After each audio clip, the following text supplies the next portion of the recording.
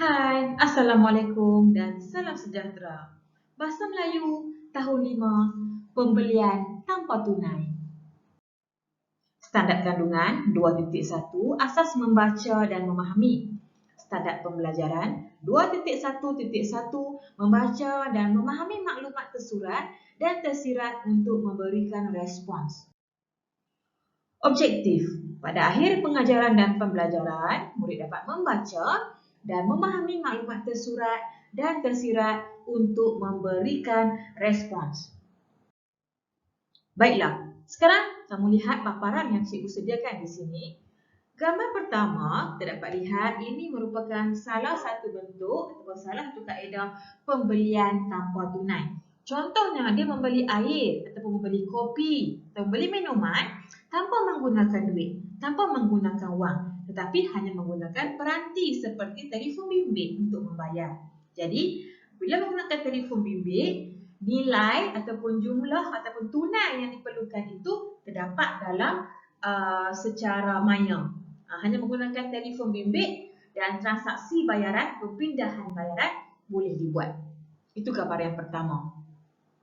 Gambar yang kedua, ini situasi yang berada di sebuah restoran segera McDonald. Kebanyakan restoran segera McDonald hari ini menggunakan sistem ataupun pembelian tanpa tunai. Tak payah bawa duit dah. Tak perlu bawa dompet, tapi kena bawa kad bank. Kena bawa kad bank. Kena bawa kad bank. Sebab melalui kad bank itu, kita hanya perlu memilih pesanan melalui mesin yang disediakan dan menggunakan kad bank itu untuk membayar pada mesin ini. Tidak perlu bawa duit, hanya perlu bawa kad yang mempunyai jumlah ataupun nilai wang dalam kad tersebut. Ini contoh pembelian tanpa tunai.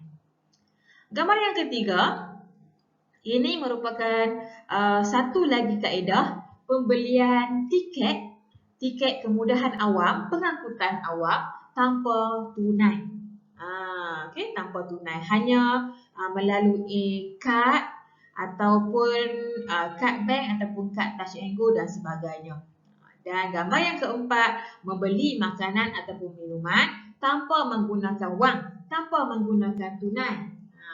Tapi melalui kad ataupun kad bank ataupun kita kata sebarang bentuk bahan yang boleh dipindahkan jumlah wang dia.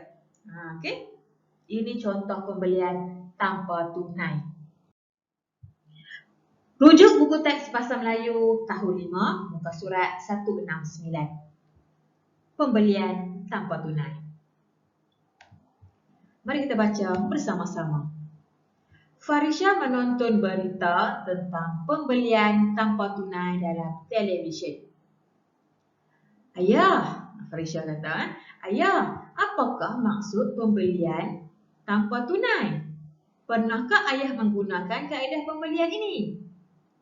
Ayah menjawab, pembelian tanpa tunai ialah kaedah melakukan transaksi barangan dan perkhidmatan melalui sistem pembayaran elektronik atau dalam talian. Macam yang cikgu beritahu sebentar tadi, kita perlukan kad bank, kita perlukan telefon bimbit dan semuanya berlaku secara dalam talian. Tak payah keluarkan wang. Semuanya berlaku secara pembayaran elektronik ataupun dalam talian. Kita beli air menggunakan internet, pembayaran elektronik dalam talian. Kita membeli tiket bas, kita menggunakan pembayaran elektronik atau dalam talian. Itu contohnya. Kita pernah menggunakan kaedah ini semasa berbelanja di Bazar Ramadan Kampung Baru. Di Bazar Ramadan Kampung Baru, mereka pernah menggunakan kaedah pembayaran secara dalam talian, pembelian tanpa tunai. Ibu dia berkata, cuba Farisha imbas kembali. Cuba Farisha imbau kembali. Kita sekeluarga telah pergi ke Bazar Ramadan Kampung Baru pada bulan puasa yang lepas. Semasa di sana, kebanyakan peniaga menawarkan kemudahan e-dompet. E-dompet kepada para pengunjung. Kaedah ini menjadikan bazar itu sebagai bazar tanpa tunai pertama di negara ini. Oh, hebatnya bazar tanpa tunai. Kita nak pergi bazar Ramadan, tak perlu bawa duit. Hanya bawa telefon bimbit sebab adanya kemudahan e-dompet. E-dompet ni pembayaran dalam talian. Kita bawa, tersimpan duit dalam e-dompet, dalam akaun bank kita dan dipindahkan dalam talian. Bersambung. Bazar itu mempunyai keunikan tersendiri. Bazar itu mempunyai keunikan tersendiri. Kedudukannya di bandar mampu menarik minat pengunjung membuat transaksi bayaran menggunakan e-dompet. Dia unik lah sebab tak payah bawa duit. Bawa kad bank saja. Okay, menarik minat ramai pengunjung. Ramai pengunjung datang menggunakan perkhidmatan ataupun kemudahan e-dompet. Kita hanya perlu memuat turun aplikasi e-dompet dalam telefon pintar. Kemudian, kita menambah amaun nilai yang kita perlukan. Setelah memilih barangan, kita hanya perlu melakukan imbasan kod QR untuk membuat pembelian. Ini langkah dia. Yang pertama, kita kena ada telefon pintar, telefon bimbit. Kemudian, kita memuat turun aplikasi e-dompet. Kemudian, bila muat turun aplikasi dompet, dalam e-dompet tu mestilah ada duit, mestilah ada nilai, amount nilai yang kita perlukan. Setelah pilih barangan, kita perlu melakukan imbasan kod QR. Maksudnya dalam bahasa Inggeris kita sebut scan. Scan kod. Scan kod untuk membuat pembelian. Dia akan potong wang ataupun jumlah belian itu secara dalam talian. Okey. Keselamatan e-dompet ini berada pada tahap yang baik. Keselamatan dia baguslah sebab tak ada kecurian. Kan? Kerana setiap transaksi memerlukan pengesahan nombor PIN. Bila guna kad tu, bila guna e-dompet ini, telefon pintar ini, kita hanya perlu imbas kod QR dia dan masukkan nombor PIN. Baru dia potong jumlah nilai wang kita dalam tu. Pengguna tidak perlu membawa wang tunai untuk berbelanja. Ini juga salah satu contoh pembelian tanpa tunai, e-dompet. Tugasan kita hari ini untuk menyenaraikan maklumat tersurat dan tersirat untuk memberi respons. Apa itu maklumat tersurat? Dan apa pula maklumat tersirat? Adakah kamu masih ingat? Maklumat tersurat, maklumat yang ada dalam teks. Maklumat yang ada dalam petikan. Maklumat yang telah cikgu baca sebentar tadi. Manakala maklumat tersirat, maklumat yang terdapat dalam fikiran kita. Idea yang keluar, idea yang terdapat dalam pemikiran kita. Okay. Maklumat tersirat tu kita perlu fikir sedikit untuk kita menambah maklumat kepada maklumat tersurat. Mari kita cuba. Maklumat tersurat di sebelah kiri, maklumat tersirat di sebelah kanan. Yang pertama, Farisha dan keluarganya telah pergi ke bazar Ramadan di Kampung Baru pada bulan puasa yang lepas. Adakah ayat ini ada dalam petikan? Ya, ada. Jadi, bila ada dalam petikan, inilah maklumat tersurat.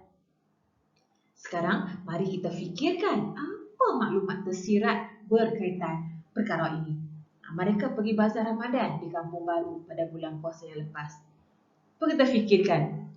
Apa maklumat tambahan ataupun idea ataupun pemikiran yang kita boleh berikan berkaitan maklumat ini? Ya, mereka ada pengalaman membuat belian tanpa tunai. Sebab mereka dah pergi ke bazar Ramadan itu, maka mereka mempunyai pengalaman membuat belian tanpa tunai. Kita tak pernah pergi lagi, kita tak ada pengalaman. Mereka dah pernah pergi ke bazar Ramadan ini, maka mereka mempunyai pengalaman membuat belian tanpa tunai. Maklumat tersurat yang kedua, bazar tanpa tunai ini pertama dalam negara kita. Ini pun adalah petikan kita. Cuba kita fikir maklumat tersirat dia. Apa yang kita dapat apabila dapatnya bazar tanpa tunai pertama dengan rok ini. Kesannya bazar ini telah menjadi tarikan kepada pengunjung. Pengunjung rasa seteruja nak datang. Macam mana agaknya bazar Ramadan ini? Jadi menjadi tarikan kepada pengunjung. Maklumat tersurat seterusnya, pengunjung membuat transaksi bayaran menggunakan e-dompet. Pengunjung membuat transaksi bayaran menggunakan e-dompet. Ada dalam petikan tadi kan? Kena ada e-dompet. Jadi apakah maklumat tersirat dia? Apa kesannya bila kita buat transaksi bayaran menggunakan e-dompet? Lagi mudah ke, lagi susah ke, lagi menyusahkan ke? Kan? Jadi apa kesan dia? Apa maklumat tersirat dia? Boleh membeli barangan walaupun tidak membawa duit. Yang penting ada telefon pintar dan ada aplikasi e-dompet. Tak perlu bawa wang tunai dah. Maklumat tersurat seterusnya, hanya perlu melakukan imbasan kod QR untuk membuat pilihan. Kita kena imbas kod QR. Jadi maklumat tersirat dia sangat mudahlah urusan jual beli tu. Lebih pantaslah kita hanya imbas kod QR, selesai bayaran, boleh balik dah. Urusan jual beli lebih pantas dan mudah. Maklumat tersurat seterusnya, setiap transaksi memerlukan pengesahan nombor PIN. Jadi bila pada pengesahan ni, transaksi itu akan lebih selamat. Tak ada siapa pun tahu nombor PIN kita, nombor keselamatan kita. Jadi lebih selamatlah. Kalau orang curi telefon pintar kita pun, dia tak dapat buat bayaran lagi. Tak boleh buat transaksi lagi sebab dia tak tahu nombor PIN kita. Maklumat tersurat seterusnya, pengguna tidak perlu membawa wang tunai untuk berbelanja. Tak payah bawa duit.